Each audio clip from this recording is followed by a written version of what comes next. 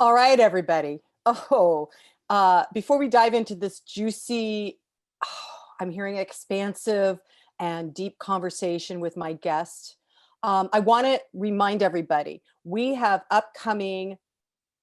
upcoming retreat, Live Your Empowered Life Healing Retreat. It's in April. To find out more about it, go to my website, susanburrell.com, sign up for the newsletter so you get all our info, or even better, go to Live Your Empowered Life Facebook group and join us because all the information is in there. And I'm teaching several this year, 2021, Are You a Light Leader workshops. And there's a 1 I just completed. There's a 2 that I'm formatting, and we are just going to continue to promote those, teach those throughout the year, because I know, and I was just sharing with my guest, I know that there are many, many, many of you listening who are light leaders and just don't know it yet. So Are You a Light Leader workshops? If you join the Facebook group or get the newsletter, you will absolutely know when they're happening. And so I'm just gonna send you a lot of light and love. So today I have an author who just launched a book. I don't know how many books, but we'll ask her.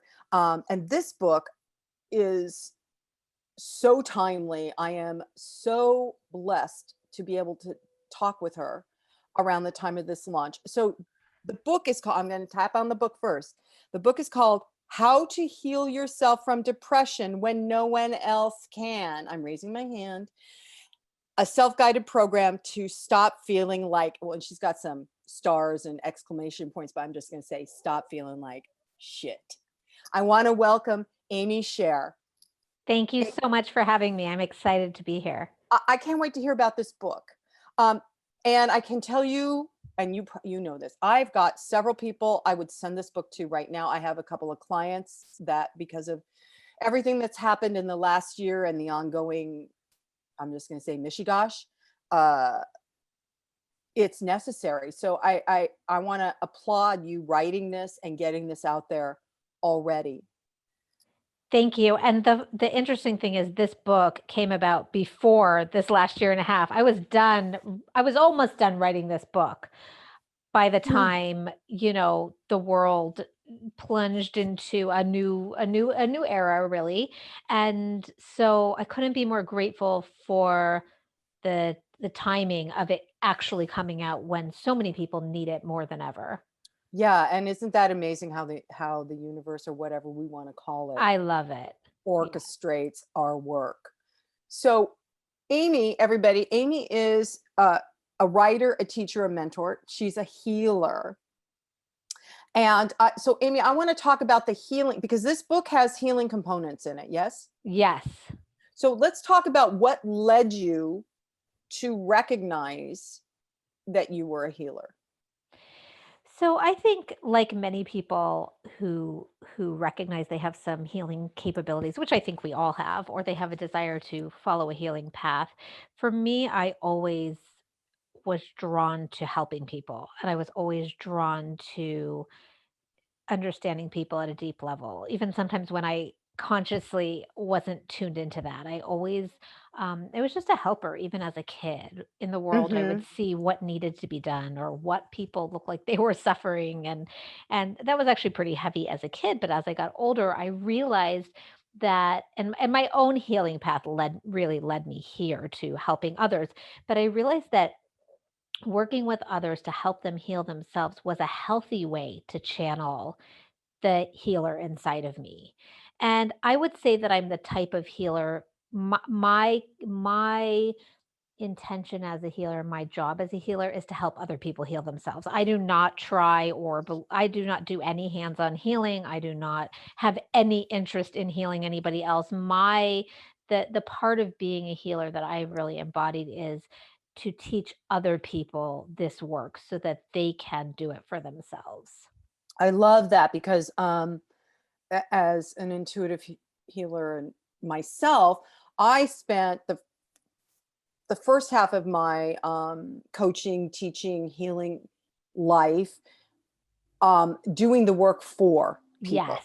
Yes. And it's an easy trap as healers and intuitives to fall into because you're so wide open. And yet what I've learned, in all my bumps and grinds of life, is that doesn't serve anyone when we are their Sherpa, right? We're Yes. carrying their stuff. Yes, I definitely think it's not for the highest good of the healer in however sense you interpret that word and those seeking healing. Mm. Because when you're seeking healing in a way that you're looking for a healer, you're always seeking healing. But when you embody being your own healer and you have support in doing that, you are in the state of healing versus always looking for the healing. And I think Oh, I love that. there's a support to the body that can't happen any other way. Yes, a lot of people will come to me, and I'm sure you've had this experience, and they want you, right, to give them the magic pill, right, to do the healing for them. And oftentimes I think that's the misdirection or misguidance when people, or at least it used to be, in the 70s, 80s, 90s, I found a guru there, Yes. I'm working with this. It was, so they wanted somebody else, so that was doing the deep work that they could piggyback on.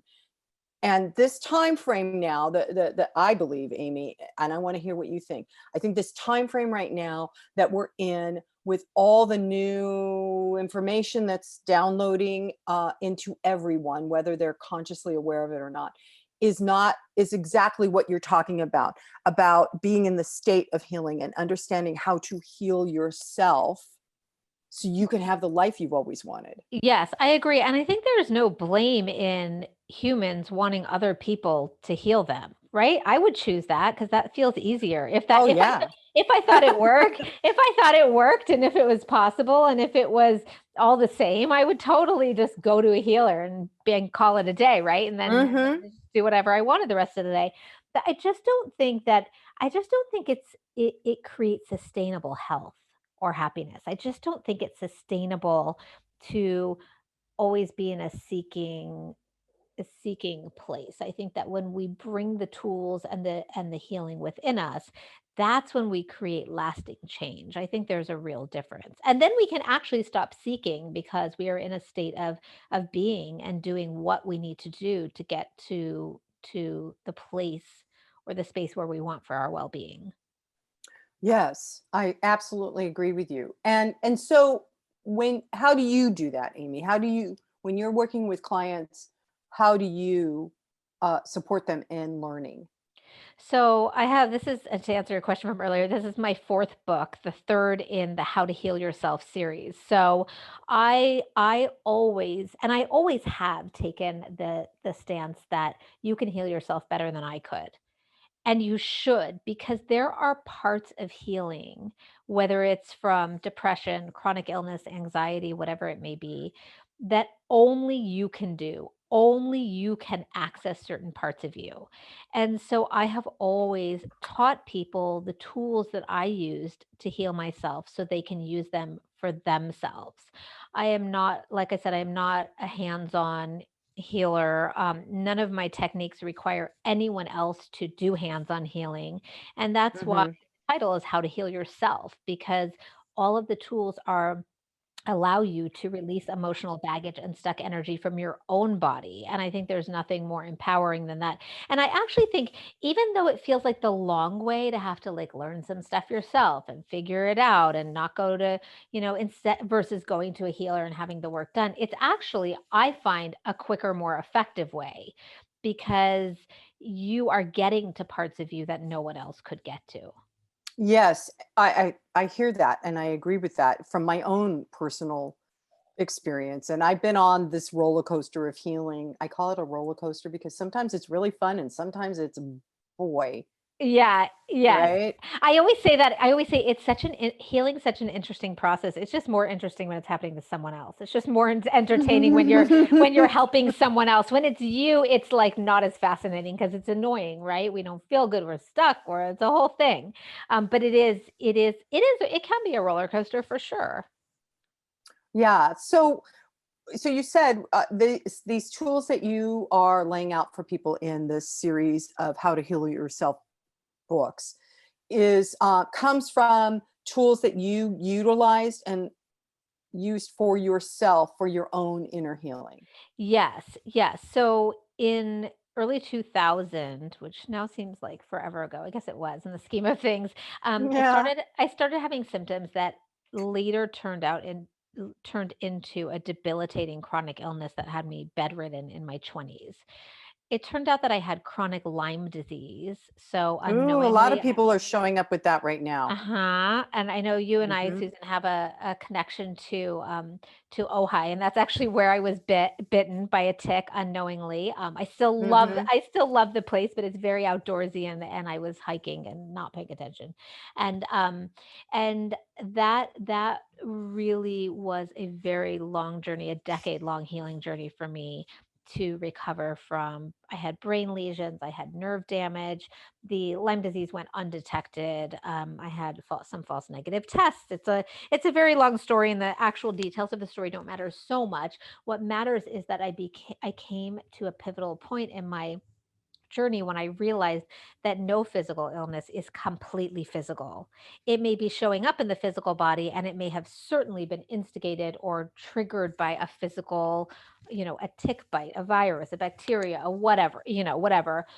Not denying the physical aspect, but there was so much more inside of me that led me to be vulnerable to this this illness taking over my body for a decade. And when I was forced to, I'm not going to act like a hero, like I was so evolved that I decided to look at the turn inward. But when nothing else worked, and I had been all over the United States and actually went to India for an experimental transplant, when nothing worked to really truly heal me permanently and completely, I decided that there was nothing left to do by default than to look at my emotional landscape and to look at the patterns in my life and to look at how I was living. And when I did that and discovered some of these tools that are in the book and some of these tools that are in the book that I created to Hmm. to let go of emotional baggage, to change patterns that weren't working, to learn to have boundaries in my life, to learn to say no, to stop being such a perfectionist, to let go of old traumas, all of these things.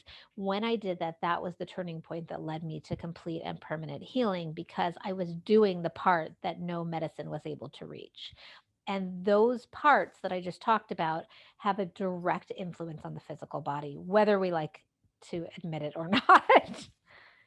Right. And it's amazing that you were, I want to say, arrested, Amy, in your 20s and went through the decade long journey so you could find your own healing. To me, that's a young age to It go through was. all that. It And really was. and yeah, and I can imagine you were missing out on quite a few of the experiences that 20 somethings do. But um, I want to say that the physical expression, I'm just going to say it again for any listeners or who are just tuning in for the first time to any kind of conversation about healing. The physical expression, it like Amy just described on her journey, going back to the root cause, right? The physical expression of a dis-ease in any body, even though it seems like it was a tick that bit you, or in my case, I became diabetic in my early 30s, it is because we're not addressing the inner issues that we've been ignoring, right? We ignore I know for me, there was a constant like tapping on my shoulder of, hey, you better pay attention to this. And I was like, what are you talking about? No, no, no, no, no. And then I became, absolutely insulin dependent. Mm. Um, so I think that if there's anybody, not to say your dis-ease, your physical experience is not relevant or it's superficial, no. But when we get to that actual physical expression, it's a signal that we have been ignoring so much for so long, and then digging deep and going back to the root causes can release all of that disease. Yes, absolutely. And thank you for saying that because I have been on shows before where the host or the topic of conversation revolves around sort of putting the physical out of our mind and ignoring the physical. And I love that you acknowledge that there is an actual physical we experience something in our physical body. It's there. It's a thing. We can't ignore it, or we need to acknowledge all parts of illness. And when it manifests in the physical body, it's still happening on a really physical level that we need to acknowledge because we suffer on a physical level. But there are things that happen before the physical illness, which is exactly what you're saying, Susan, that lead up to, I call it sort of the breakdown of the body, because Mm, now it's been in the last, I don't know, I would say the last really 10 years that even mainstream medicine is sort of acknowledging widely that stress breaks down the immune system and the nervous system.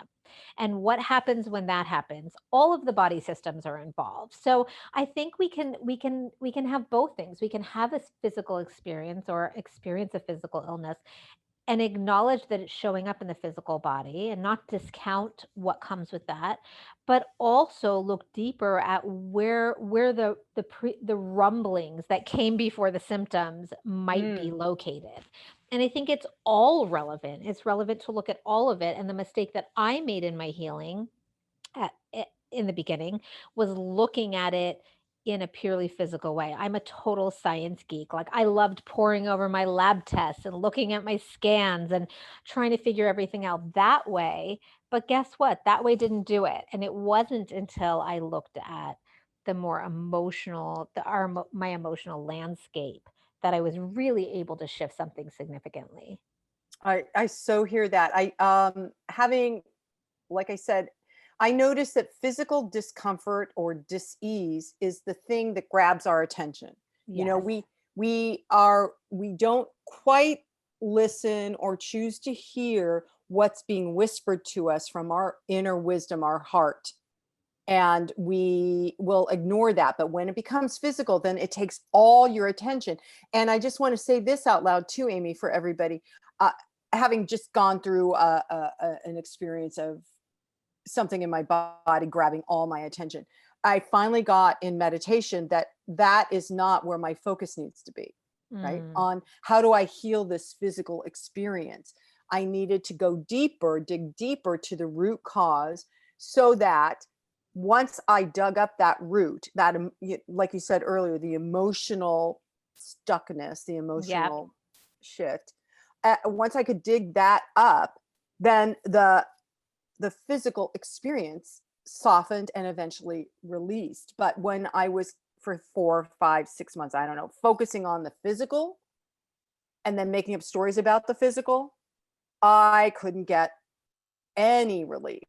Yes. So this is what healing actually is for everybody. And I think that I want everybody, the listeners, to know what Amy's talking about is that there is more than one body. We have a physical body that we experience life through as we walk on this planet, but we also have a mental body, an emotional body, a spiritual body. And I think we are beginning to be educated that we might even have other systems that are in other dimensions. Okay, that's weird, I know. But to look at your healing from within as the whole Megillah, the whole component, mental, emotional, physical, and spiritual, then that's where I believe sustainable healing occurs. Yes, Is that right, Amy? absolutely. I'm totally with you. I'm totally with you. And I think it is a practice in acknowledging all the parts of us without denying that any one of them doesn't exist, matters more than the other. It's not about that. And I tell people also, for anybody new to this conversation, it's not about blaming. It's not about I did this or I didn't do this and that's why I have a physical this. I was really caught up in the very beginning when I started looking at how thoughts and beliefs and emotions affect our body. I was really like, I really dug my heels in about like, no, this is not my fault. I didn't do anything wrong. And then at some point, I just kind of threw my hands up and went, I don't think defending myself in this situation is serving. Like, what if, like, it isn't my fault, but what if it was? Like, who cares, right? Like, if I participated in this, who cares? That's actually kind of cool because that means I can participate in the solution. And it's not, we don't come to this from a feeling of self-blame, like we have emotions that are stuck or we didn't deal with X, Y, and Z. It's just another way of looking at it. And it's neutral. It doesn't, it's not good, it's not bad. It just is more information that can help us feel better. And that's what we're all looking for, right? Oh, yes. Oh, yes. And I think the human default is to find someone to blame first. Yes. And certainly I know in my experience it was myself, right? I'm blaming myself for blah blah blah blah, which whatever my current story was at the time. Um and or I'm blaming that person over there. And like you just explained, Amy, it the healing happens when we can come to a centered feeling of being neutral so we can observe what it is we're supposed to uncover and pay attention to so it can be released. Yes. Yes. And it's not like I say, it's not good, it's not bad, it's not nothing, it's just what it is. And if we can be lighter about what's there, we can feel better faster because we add so much stuff onto the stuff. Oh, yeah. There's stuff that we discover and then we add our own judgments and thoughts and emotions onto that stuff and then we have double the stuff to deal with. So I just try to take the approach of feeling like whatever whatever's there, I'll be curious about it and that's it. And that's it. I don't need to start analyzing the stuff of the stuff of the stuff. Yeah. So I have a sense that being curious is part of what your new book is, How to Yes. Heal Yourself from Depression When No One Else Can. So can you share some of that about the book? Sure. So the book again is the third in a series, and this one really is about. I always knew there were going to be three books in the series, so this is I think the last book in the series. But I always knew there were going to be three, and this title just came to me a couple of years ago, and I probably at some level sensed it was going to be needed in a way that I didn't understand. But Mm, this book is all about what to look at when if and when you are feeling depressed, and I believe that depression happens on a spectrum. It can look like not getting out of bed, or it can look like feeling just lost in life, or just feeling blue or blah or whatever it may be. But the way that I see depression is the literal depression of self. Depressed, the definition of depressed means to push down. And I feel that when we mm. are depressed, our spirits are pushed down, are depressed, literally depressed. And in my experience, depression happens when we lose the tether to our own core, when we lose the connection or are cut off from the connection to ourselves. And there are many reasons why that happens, but one of the major ones is that we just get buried by life, the trauma, the pressures we put on ourselves, the beliefs that we have about who we should be and how we should do it, the emotional stuff that becomes too overwhelming can cause us to really lose the connection with ourselves. And so this book is all about using simple tools and techniques to release emotional baggage, to free ourselves, to remove the burden that we've been buried under and let our true selves come back into connection with who we are. Oh my God, I just feel so much better hearing you say that. I do. I have to say, it's like, oh, good. It's almost like Yes. putting a cozy blanket around my shoulders and saying it's all going to be okay. Yes, yes. And this book, all of my books are self-guided programs, but this book is almost like a workshop in a book. It leads you through step by step. Read this, tap here on the body, say this. Like it's very, very, very how to, which I wanted for this book more, even more so than the other books, because when we're depressed, we sometimes feel so stuck that we can't do anything. And this book allows you to take a tiny, I call them micro movements in the book, a tiny micro movement or AKA baby step at a time to help you inch your way toward happiness and contentment versus trying to go from feeling like shit to feeling great, which just won't work probably. No, exactly. So can you share with us one exercise or one example in the book that Yeah. helps to relieve depression? Absolutely. So, one of the challenges of depression is that a person is typically stuck in what we call fight, flight, or freeze, Oh which yeah, I'm is, raising my hand, Amy. yes, I That think was a lot of me us are a double lot. yes, Yeah, and yeah, especially right this last year, it's like we could double raise our hands. So yep. what happens when the body is stuck in fight, flight, or freeze is it's very hard to feel good because we are in emergency mode. I call it freak out mode. But our bodies feel like they are in danger. And when our bodies feel like they are in danger, we we at a deep level and subconsciously put everything on the back burner. We feel like nothing, no change is good change, even if it is good change. Even if we're trying to exercise, we're trying to eat right. Our Oh yeah. bodies are literally so overwhelmed in this state that we can't inch our way forward because we are spinning our wheels to survive. And that's really what fight, flight, or freeze mode is.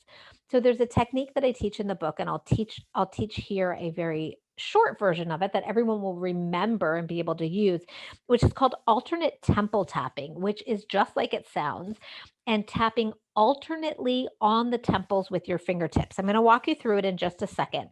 But the reason that it works is because there are acupoints and energy pathways in the body. Everybody's body has an energy system.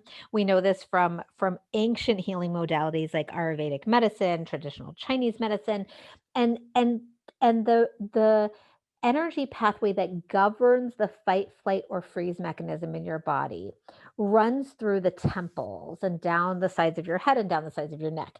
So this exercise of tapping on the temples actually calms the fight, flight, or freeze response to help your body come out of emergency mode and into a calmer place where you can think, you can feel your way through things, you can just chill out for a few minutes. And the more you do this, the more it actually trains your body to stay in a state of calm versus freak out. We're going to tap alternately on the temples because we are going to engage something called bilateral stimulation. And when we do that, it helps the brain to integrate the healing. So all you're going to do is put your right fingertips on your right temples, your left fingertips on your left temples, and you are going to just briefly tune into the stress that you're feeling. The reason we're going to tune into the stress we're feeling is because we want it to be present and come up so that when we tap to calm the body in relationship to the stress we're feeling. Now, people get really nervous and say, I don't want to think about it because I don't want it to be there. And I say, oh, wow, do I have a wake up call for you? It's already there. That's why you feel like shit. Bringing it up is only going to help us release it. If you think Absolutely. yeah, if you think you're tricking your body when you say, I'm going to ignore my stress so it won't be there. No, the way to get release is to acknowledge it and process it. So go ahead and just tune in very briefly to whatever stress you're feeling. Notice where you feel it in your body. Don't obsess over it or analyze it. And then just start tapping left, right, left, right, left, right, whatever pace you want. And just tap. I'm going to leave you here to tap for just maybe 30 seconds. And this is all you do. Tap once on the left, once on the right, once on the left, once on the right, left, right, left, right, left, right. And what you're doing now is you're training your body to release stress in relationship to what you're thinking about or feeling right now. You're calming your body's stress response. Go ahead and keep doing it. And this is a shortened version of a technique that I share in the book called alternate temple tapping. It's something you can do anytime you're feeling stressed and overwhelmed to get to the next place where you can just get a tiny bit of relief to think about or feel into what you can do to feel better. Go ahead and do it a little more. And as you come to a close, and you can do this for several minutes at a time, I'm just giving you a little taster. Take a couple of big, deep breaths and just imagine releasing all the stress in your body, totally out of your energy field. and shake off your hands if you want to. Sometimes I like to do that. And even just, well, I don't know what we did it for 45 seconds or something, but even that alone can start to shift your stress response. And through the book, I teach you how to use that technique to release specific traumas from the past, beliefs from your system, and stresses. But that's something you can do also in the minute when you're feeling stressed. Just do that alternate temple tapping for a minute or two and just let your body reset itself. Easy. Easy. Oh my So easy. goodness. All my stuff is easy because I have such little patience for anything that's not easy or that takes a long time that I really have to make it easy. I love it. I was doing it, Amy, and I got to tell you that, like I said, I was raising my hand for that whole stress. Oh my God, I Yeah. am going to use that all the time because Good. I find sometimes I'm currently traveling with my spouse, and when we go to new areas, my stress level goes up. So I Yeah. can do that. That's an easy You peasy can do thing. that in the car. You can do that in front of the TV. You can do it whenever. It's so easy. It is really, really so easy. I teach it to kids. I work with people in hospitals using that. Just, it's so easy. Remembering to do it is the hardest thing. You might need to put a sticky note on your computer or somewhere, but remembering to use these tools is the hardest part, but using them is easy. Yeah, thank you for that. I feel like you just gave me personally a gift because I I use EFT often, Yes. which is a tapping modality, everybody. But this goes straight to the anxiety and the stress. Yes, and I do teach what I call the easy Amy version of EFT in the book, but this is a technique I created that I sometimes feel like works faster than EFT, especially when you're in fight, flight, or freeze, when that's the energy you're feeling, that anxiety, that stress, that panic. This one will typically work faster. So it calms you down. Now, I have a question, Amy, because you're alternating left and right. I was seeing I work with the infinity sign in Mm, the brain mass, yes. to help rewire neurosynapses. Yep. And I was seeing that, and I was like, oh, this is why it makes total sense. It's Yes. rewiring my synapses. Yes, and it's the left, the right, the left. It's that bilateral sort of stimulation that helps. And actually, that is really interesting because it is engaging left brain, right brain. So that's probably what you were feeling or what you were seeing while Yeah, you were yeah, doing that. Yeah. yeah. Years ago, after my son was born, I immediately went into postpartum depression. And I covered That that in the book. Yes. Yes, that a lot of doctors did not. Of course, my son was born in 94. So the doctors I was going to was like, well, here's the pill. Mm, No, here's the depression pill. And I didn't want the depression pill. I wanted not to be depressed. right. And I finally found someone who helped me kind of rewire with oh my God, brain math or brain where you where Oh, you do those yes. cross crawls, right? And I Yes. lost my brain, dumped all my ability to do math in my head. I still can't. It dumped a bunch of vocabulary. Um, and what I found out is that those neural synapses, the connection had dried up.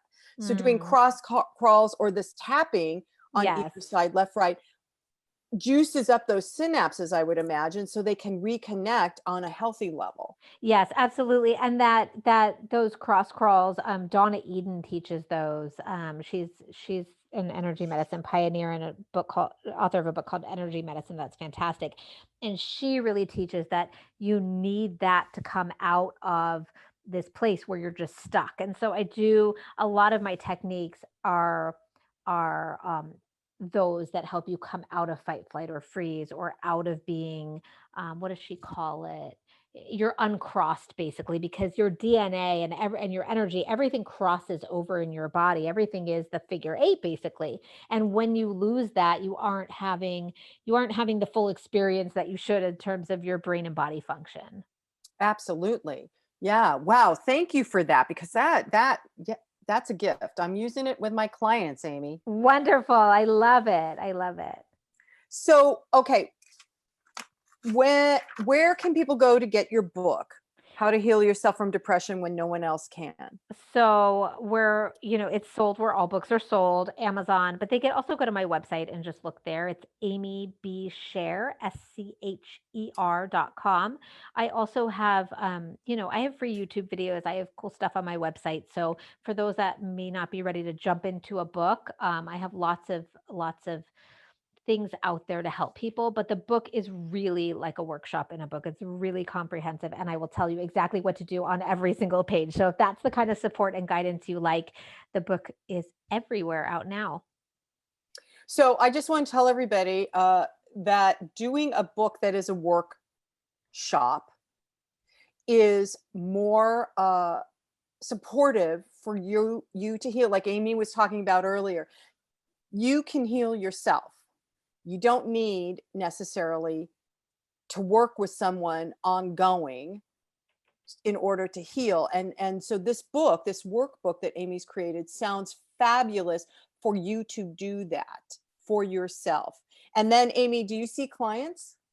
I don't see clients so much anymore, but I teach classes. I teach very low cost classes every month, group classes. You can be on camera or off. It doesn't matter for the people participating. I do 90-minute classes every month where I walk people through tons of different techniques and clearings on different topics. So if anybody goes onto my website, they'll see those too. Fabulous. So fabulous. Thank you, Amy, for joining me today. I thank you for sharing what you've done, and I want to say it's clearly tried and true because you healed yourself from this decade-long debilitating experience of Lyme disease. So Yes, and now thousands of others have used this work as well. My books are translated into 16 languages. This work is all over the world now, and so it started with me, but since then it's been many years of others healing themselves too, which is extra cool. yeah, very cool. I want to say yay and woohoo. Thank you so much, and thank you for having me here. This was such a delight. So Amy, I just want to acknowledge and thank you for the work that you're doing in the world. And because it's internationally experienced, that is exactly what humanity needs right now. So thank you for being one of those light leaders. Thank you, and the same to you. Thank you so much. Okay. And so I'm just going to end with, and so it is, namaste.